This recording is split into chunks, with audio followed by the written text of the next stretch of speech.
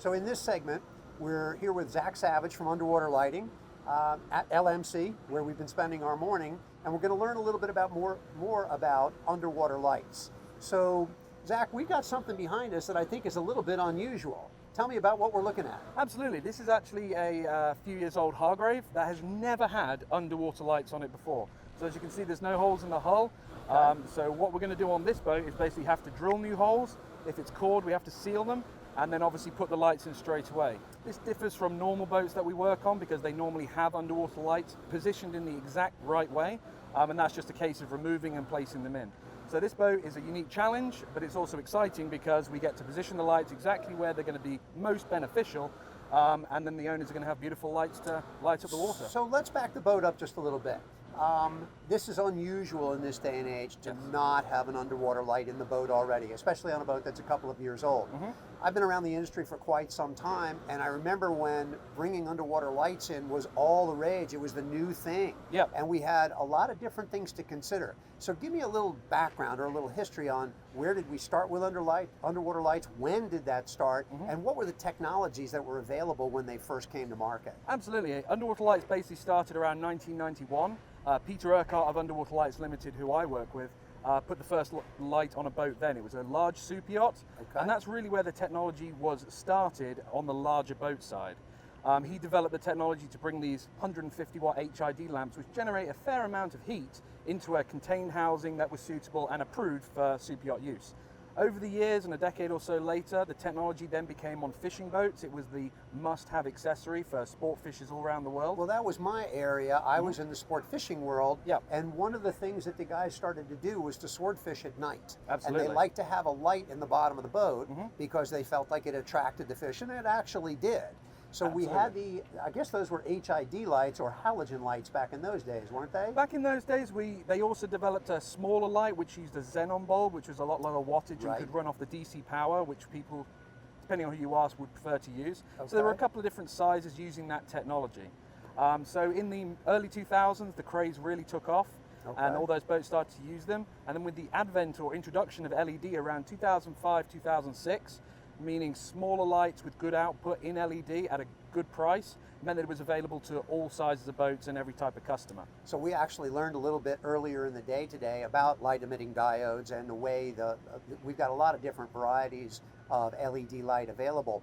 But backing up to the earlier days, one of the things that I remember is when guys would put lights in the transom of the boat, they had to be very careful about not running the lights while the boat was up on a plane. Absolutely. Because they developed a lot of heat, if I'm not mistaken, didn't they? The bulb technology absolutely generated a huge amount of heat, and the technology wasn't there for thermal protection back then. So if the boat lights were left on when the boat was out of the water like this, or if you're going along, especially on a sportfish boat with the transom exposed, the lights on, and when the water came back, the glass lens could potentially crack, and that did happen back then, which is why LED was kind of was so well received back then, because the perception is they don't generate a huge amount of heat, which technically isn't true, but they all had thermal cutouts as well, so they could easily protect themselves.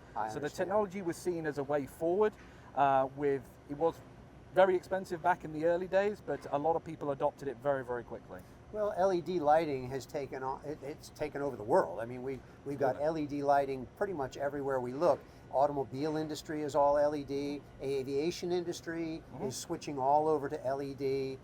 And in your home, everybody's buying LED bulbs now. You've got courtesy lights, you've got direct lights, you've got white lights, you've got neutral lights, you've got yellow or softer lighting, you've got a variety of different things. So in the yachting industry, when we're talking about putting in underwater lights, which you guys have a unique distinction, every time somebody talks about an underwater light, they're talking about your company. Pretty much, so that's a pretty good idea. It's kind of like the Kleenex of lighting. Absolutely. Which makes a ton of sense. So we're going to do an application of underwater lighting in a boat like this 106 Hargrave. What are the things that we're going to consider first? Well, because this is a virgin hull, we kind of want to... Let's take a peek at what we got. Absolutely. So because this is a virgin hull, we're going to want to decide first what the customer wants. With LED, we have so many more options nowadays. You can have your white, your blue. You can have white and blue in the same fixture. You can have color change. You can pretty much have anything you want. So we've got RGB, or we got the full scale, correct? RGBW is what we provide, which is red, green, blue, and white, because everyone wants still that white light. And then yes, you can have individual colors, dual colors, and really just what the customer wants. The whole spectrum of the rainbow. Absolutely. Now, popular these days is color change. It's probably about 70% of what we sell, which just shows the trend in the industry. Back in 2005 to 2010, it was white was predominant, and from then till about a year or so ago, it was blue. Everybody had to have blue.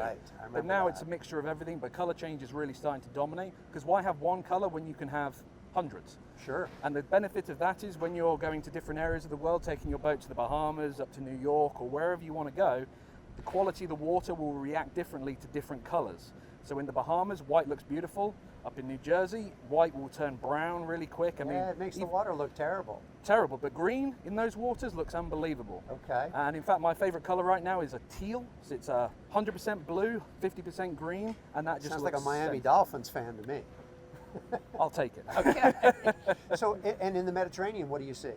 In the Mediterranean, it's normally blue or white is kind of the predominant thing. Because of the clarity of the water. Clarity of the water, and Americans, in my opinion and experience, like to adopt these technologies first as well. Sure. So whilst color change is still in Europe, it's just not on the same scale that we have here. I understand. I get a lot of pushback on some people saying color change is very garish, very Miami, you know, a little over the top, but it can be as crazy or as subtle as you want it to be. I have a customer who likes blue, that's all he wants. So we turn the lights on blue, and over half an hour it changes to a very light blue and then back down. So you don't notice or perceive the change, but it's there, and that's just what he So you can wants. work in one color spectrum and then refine it a little bit more. Absolutely. So with computer controlling on these, you can do virtually anything you want, is what you're saying. Absolutely. We can customize the light show to colors for the Miami Dolphins, to holidays, Valentine's, Christmas themes. And again, with individual control over each light, we can do scenes that go back and forward, which we call the Night Rider, which, you know, anyone old enough to remember that great TV series will understand. Kit on the back of your boat is an attraction. Yes. Or we can go as garish and crazy as you want. So it really is down to personal preference. So when you explain this to customers now, that it can be very subtle or it can be crazy, a lot of people decide to opt for the color change. Sure, okay. So when we're considering a transom application here for this boat with a set of underwater lights, and the owner is going to start by giving you his desires. He's going to give you an idea as to what his color ranges are going to be, whether they're specific or he wants full control. And then the other thing he's probably going to share with you is going to be, where is he going to use his boat and how does he use his boat? Absolutely. Is he a 45-year-old bachelor who wants to be entertaining in Miami and have boom boom music going all the time? Or is it a family situation where they're going to have the grandkids on board and they're going to have National Geographic behind their boat every night while they're anchored up at Staniel Key? Absolutely. So how would we consider putting our lighting in here?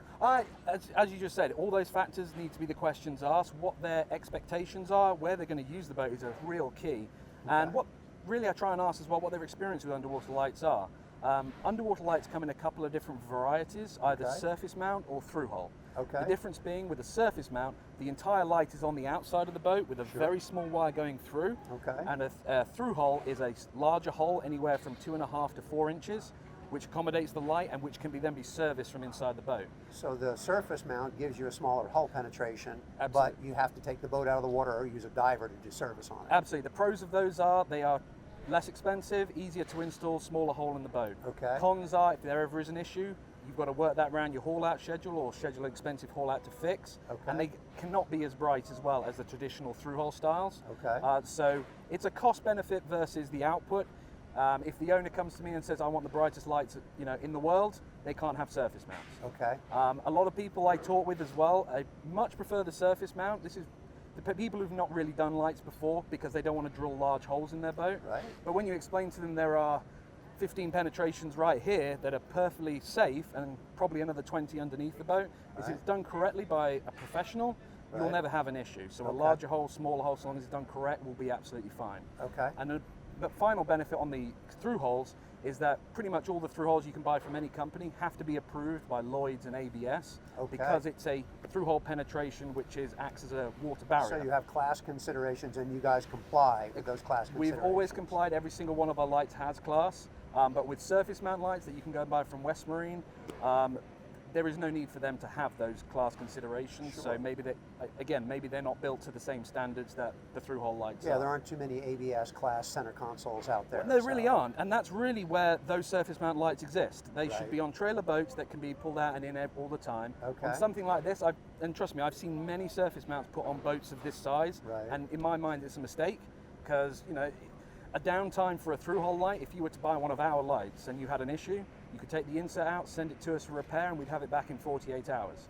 With a surface mount, you're talking either maybe 6 to 12 months before you come out to actually get it repaired. So that brings an interesting question to mind. If we install the housing on the transom of the boat, for example, and we have our LED light insert that is in that housing and it's threaded in place, if a new technology, or let's say I own the boat and I only wanted a blue spectrum of light, but I sell the boat to you and you decide you want the full 256 color range, can we take that insert out, leaving the housing in place, and modify or update or replace it? Now, I'll be very careful with this answer, because with our company, Underwater Lights, yes, you can. Okay. Every single light we've ever made can be repaired, replaced, or upgraded. Okay, that makes a big difference. I did a boat over here last year. It was 130 foot.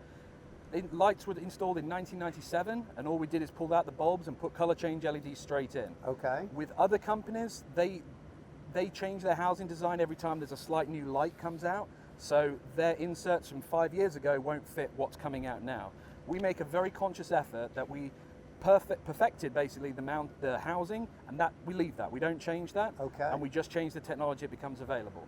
So that's one of the big differences between Underwater Lighting and maybe some of the other companies, that you maintain consistency in your housings. Absolutely, and if any of the brokers who may be watching this do have older lights on the boat, before ripping them out or condemning them, give us a call first, because we may be able to do it at the dock and just put in the new stuff, and also just clean everything up and just make sure everything's good to go. Okay. Well, speaking of cleaning everything up, one of the things that we see quite often is there'll be growth on the outside of the housing, or growth on the outside of lens. And of course, that deteriorates the ability for the light to produce the effect that we're looking for. There's a boat right over here that has some lights in it. Can you give us a little insight as to what these lights are? Absolutely. I mean, without naming companies, these are actually a slightly older unit, LED still, but from a few years ago.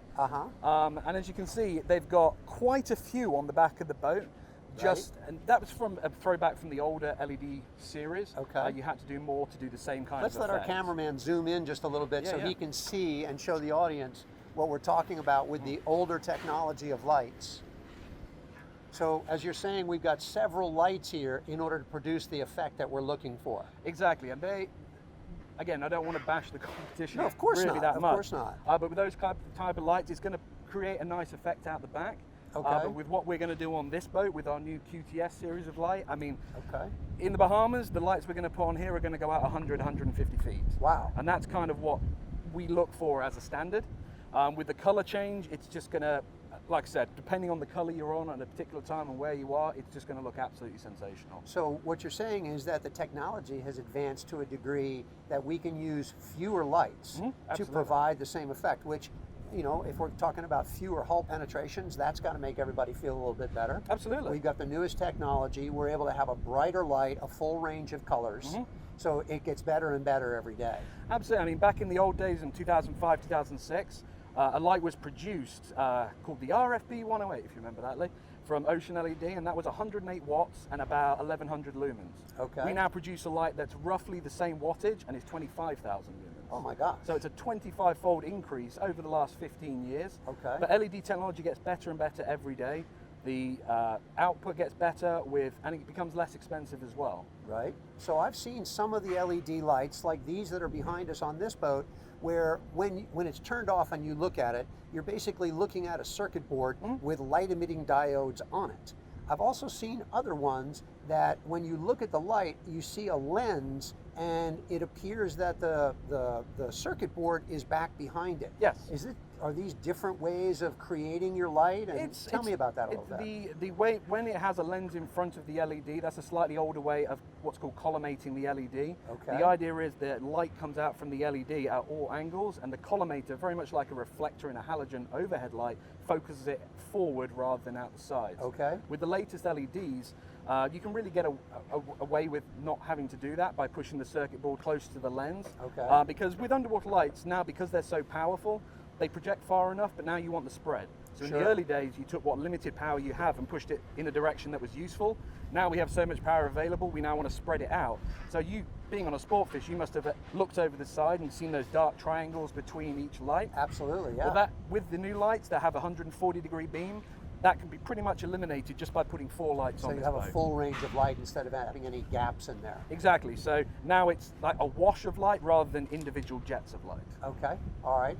So the technology has advanced pretty significantly, starting with the old days of halogen and going up into xenon for the brightness. We've eliminated our temperature issues. We've come up with different ways of making installations where we can do surface mount or hull penetration. Is there anything that you guys are thinking about is next? What's new? I know it's going to fit in one of your housings. Well, it's going to fit in one of our housings. Actually, the next thing we've done, or already started, is we're now changing the material that we're making all of our housings at now to titanium. Oh, okay. So the idea behind that is everything at the beginning in '91 was made out of 316 stainless. Sure. Then it moved to naval bronze, which everybody uses. Right. But now we're going to move to titanium because it's a lot stronger. We want the housings we're selling now to last 50 years. With just the ability to upgrade. So I'm just going to wipe my eye real quick. No worries. And also, seems to be a huge issue, not around Florida and such, but when boats are moored up, galvanic corrosion seems to be more of an issue with free voltage in the water, which attacks all of the components on the boat. Using titanium, which is still bonded to the system, will ensure the life of the housing, even if it's not down to your issue, it's the boat next door leaking voltage.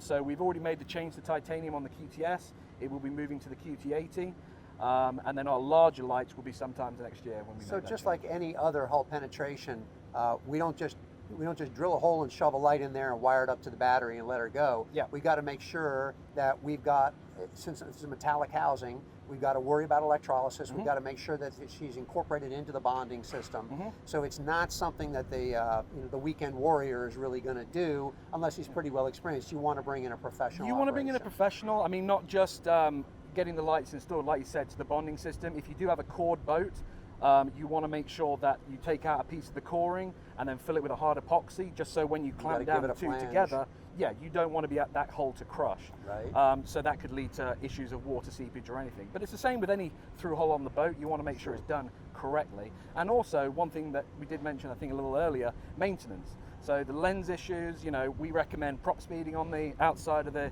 metal, light speed on the front.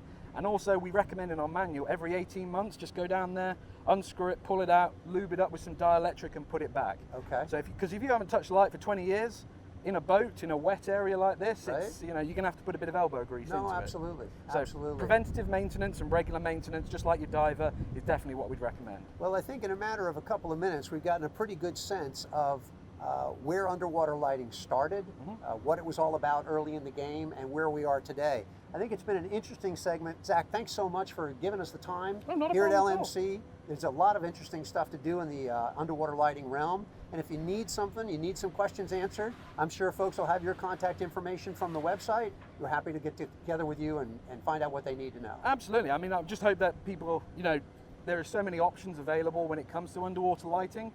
If any of your customers have a question, just tell them to give me a call. I've been doing this for 20 years now. That makes me feel very old. Not bad for a guy who's 32 years old. 35. Thanks very much, folks.